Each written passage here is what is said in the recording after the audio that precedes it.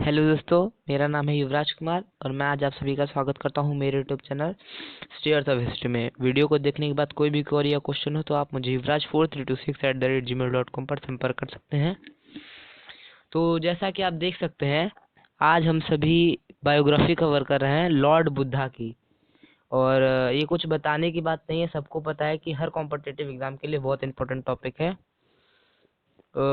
Lord Buddha का जन्म और उनकी मृत्यु, उनका ट्रांसफॉर्मेशन, सब बहुत ही ज़्यादा चर्चित बातें हैं और इसीलिए बहुत ज़्यादा इम्पोर्टेंट टॉपिक होता है।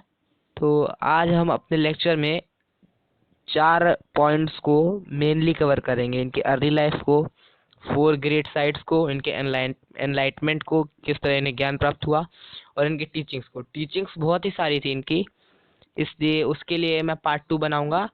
और बाकी जो 3 पॉइंट्स हैं वो हम इस लेक्चर में कवर करेंगे।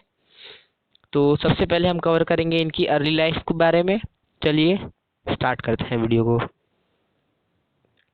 तो जो लॉर्ड बुद्धा थे, गौतम बुद्धा, इनका जन्म माना जाता है 563 बीसी में हुआ था और डेथ जो थी 483 बीसी में हुई थी। इन्हें सिद्धार्थ नाम दिया गया था इनके जन्म पर। सिद्धार्थ का मतलब होता है one who achieves his aim, मतलब कि कोई अपने किसी भी एम को ना प्राप्त कर सके, जो उसका सपना है वो बन सके। तो जब ऐसा इसीलिए इनके नाम का अर्थ है, ऐसा इसीलिए इन्हें नाम दिया गया था, क्योंकि जब इनका जन्म हुआ था, जो एस्ट्रोलॉजर्स थे, जो साधु थे और जो बड़े बड़े ऋषि मुनि थे, उन्होंने भविष्यवाणी की थी कि या तो ये एक बहुत ही बड़ा राजा बनेगा, विश्व विजयी बनेगा, या तो फिर एक बहुत बड़ा साधु बनेगा, बुद्ध बनेगा।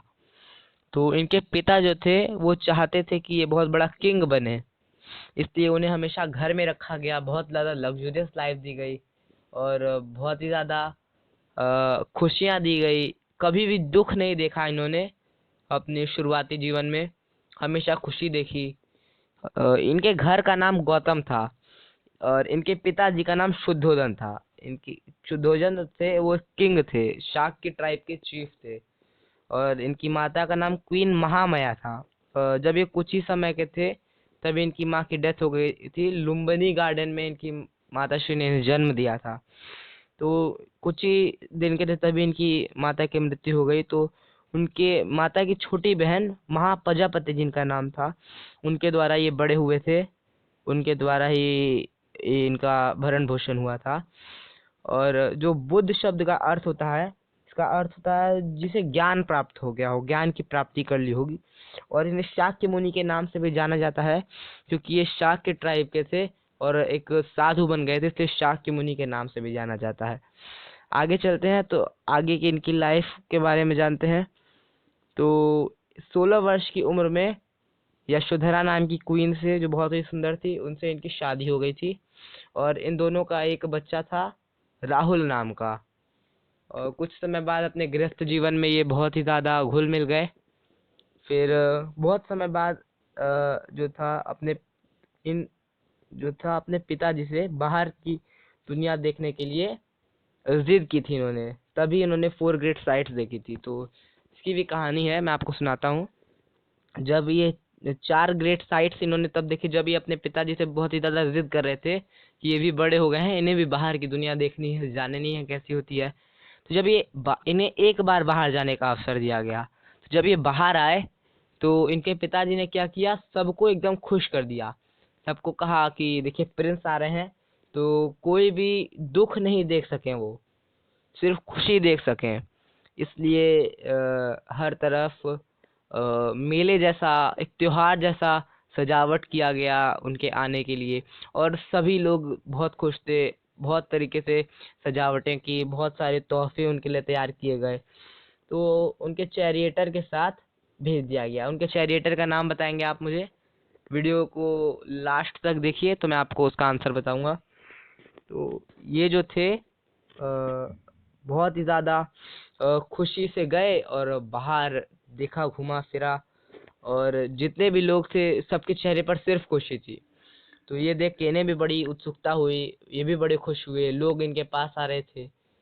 सब इनसे मिलना चाहते थे कि वो हमारे आने वाले बनने वाले राजा हमारे सामने खड़े हैं पहली बार। तो उन्हें देखने के लिए बहुत ही ज़्यादा भीड़ इकट्ठा हुई थी। फिर जब वो वापस जाने लगे तो वो जिस रास्ते से आए थे उसी से नहीं जाना चाहते थे, दूसरे रास्ते से जाना चाहते थे। तो इन्होंने अपने चैरिएटर को कहा कि दूसरे रास्ते से चलो। तो दूसरे रास्ते से जा रहे थे, तब इन्होंने 4 साइड्स देखी थी। सबसे पहले इन्होंने एक ओल्ड मैन की साइड देखी, एक बूढ़े व्यक्ति की, और बहुत ही बूढ़ा, बहुत ही ज़्यादा बूढ़ा लाठी लेके चल रहा है। तो उन्होंने पूछा ये क्या है? तो उनके चैरिएटर ने कहा ये एक बूढ़ा व्यक्ति है। तो उन्होंने कहा ये बुढ़ापा क्या होता है? तो कहा कि जब लोगों की आयु बढ़ जाती है तो वो बूढ़े हो जाते हैं और इसी तरह हो जाते हैं। तो उन्होंने पूछा क्या मैं भी कभी बूढ़ा हो जाऊंगा? तो उनके चैरिएटर ने कहा हाँ, सभी बूढ़े होते हैं, आप भी बूढ़े होंगे। फिर उन्होंने एक बीमार व्यक्ति को देखा। तो अपने चैरिएटर से पूछा ये कौन है? तो फिर उनके चैरिएटर ने कहा कि ये बहुत ही ज़्यादा बीमार व्यक्ति है। पूछा बीमारी क्या होती है? तो कहा कि जब तबीयत खराब हो जाती है, जब आपके स्वास्थ्य में किसी प्रकार की तकलीफ होती है तो उसे कहा जाता है बीमारी। और बहुत ही ज़्यादा बीमार व्यक्ति था, मरने की हालत में था। तो फिर उसके बाद उन्होंने कहा कि क्या मुझे भी बीमारियां हो सकती हैं? तो उनके चैरिएटर ने कहा कि हाँ, अगर आपका स्वास्थ्य खराब हो तो। फिर उन्होंने एक मुर्दा शरीर देखा। तो फिर उन्होंने अपने चैरिएटर से पूछा ये क्या है? तो उनके चैरिएटर ने जवाब दिया कि ये एक व्यक्ति मर गया है, उसका ये मृत शरीर है। तो उन्होंने पूछा मृत्यु क्या होती है? तो उनके चैरिएटर ने जवाब दिया कि जिस प्रकार हमारा जीवन शुरू हुआ है, हमें जन्म मिला है, उसी प्रकार हमारा जीवन एक दिन खत्म भी हो जाएगा। तो फिर उन्होंने पूछा क्या मेरी भी मृत्यु होगी? तो उनके चैरिएटर ने कहा हाँ, आपकी भी मृत्यु होगी। तब उन्होंने सोचा कि अगर मेरी भी मृत्यु होगी और मैं भी इन्हीं के समान हूँ, तो फिर मुझ में और इनमें क्या अंतर है? ये सब तो मोह माया है। फिर अंतिम जो था, उन्होंने एक साधु को देखा। और जब साधु को देखा तो उन्होंने देखा कि यह व्यक्ति सभी को ज्ञान दे रहा है। फिर वो अपने घर गए, बहुत ही ज़्यादा डिप्रेस्ड हो गए और बहुत ही ज़्यादा सोचा इन सभी चीज़ों को। और लगातार सोचते गए, एक तरह से इनके दिमाग में ये चारों चीज़ें बैठ गई। लगातार इनके दिमाग में यही सारी चीज़ें आती, यही 4 साइड्स आती है बार बार। और उस मृत व्यक्ति का शरीर, उस बूढ़े व्यक्ति का शरीर, उस बीमार व्यक्ति का शरीर, वो साधु। तो फिर 29 वर्ष की आयु में ये अपना घर छोड़कर भाग गए। जब ये अपना घर छोड़ दिया इन्होंने, तो फिर 6 साल तक इसी तरह घूमते रहे साधुओं के साथ, ज्ञान थोड़ा मोड़ा प्राप्त किया और किस प्रकार इन सभी दुविधाओं को खत्म किया जाए यह जानने की कोशिश की। फिर ये एक पेड़ के नीचे, बोधि पीपल के पेड़ के नीचे 49 दिन तक लगातार इन्होंने मेडिटेशन किया, ध्यान लगाया। और उसके बाद जब इनका ध्यान टूटा तो इन्हें लगा कि इन्हें ज्ञान की प्राप्ति हो गई है। और इन्हें ज्ञान की प्राप्ति हो गई है। धीरे धीरे लोगों को हिंसा ना करने का ज्ञान सिखाते गए, शांत रहने का ज्ञान सिखाते गए, लोगों को समझाना शुरू कर दिया कि यह सब मोह माया है। और बिम्बिसार जो था किंग, इनका बहुत बड़ा फॉलोअर था। तो इन पे बहुत पैसा खर्च करता था इनके बुद्धिज्म स्प्रेड पे। लेकिन उनका जो पुत्र था वो जैनिज्म पे ज़्यादा बिलीव करता था। अच्छा, आपको ये भी पता होगा कि अजातशत्रु जो था उसने बिम्बिसार को, यानी अपने ही पिता को, जेल में डाल दिया था। ऐसा क्यों? आप मुझे कमेंट बॉक्स में कमेंट कर सकते हैं, या तो फिर वीडियो को एंड तक देखिए ताकि मैं आपको ये बता सकूं कि ऐसा क्यों हुआ था। तो जिस पीपल के पेड़ के नीचे इन्होंने मेडिटेशन किया था उसे बोधि ट्री कहते हैं। और वो बोध गया में है, बिहार में है। इनका जो एम्पायर था, बेसिकली ये नेपाल के साइड हल्का सा, बिहार और नेपाल ऑलमोस्ट हटा हुआ है।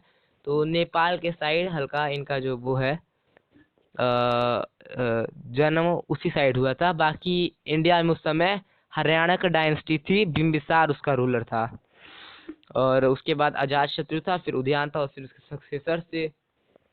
तो अब मैं आपको आंसर्स बताता हूँ। जो इनके चैरिएटर का नाम था, इनके चैरिएटर का नाम था चन। और अजातशत्रु जो था, अपने पिता को इसलिए जेल में डाल दिया था क्योंकि उसके पिता बुद्धिज्म पे बहुत ज़्यादा पैसा खर्च कर रहे थे, जबकि अजातशत्रु जैनिज्म को फॉलो करता था और उसे जैनिज्म में ज़्यादा दिलचस्पी थी। तो उसे लगा कि इस प्रकार तो उसके पिताजी सारा पैसा ख़त्म कर देंगे। तो इसीलिए उसने अपने पिताजी को मना किया कि आप ऐसा मत करिए, पर पिताजी नहीं माने और वो बुद्धिज्म पर और पैसा खर्च कर रहे थे, तो इसलिए उसने जेल में डाल दिया अपने पिताजी को। धन्यवाद दोस्तों, सेकंड लेक्चर ज़रूर देखिएगा क्योंकि वो बहुत ही ज़्यादा इम्पोर्टेंट होगा।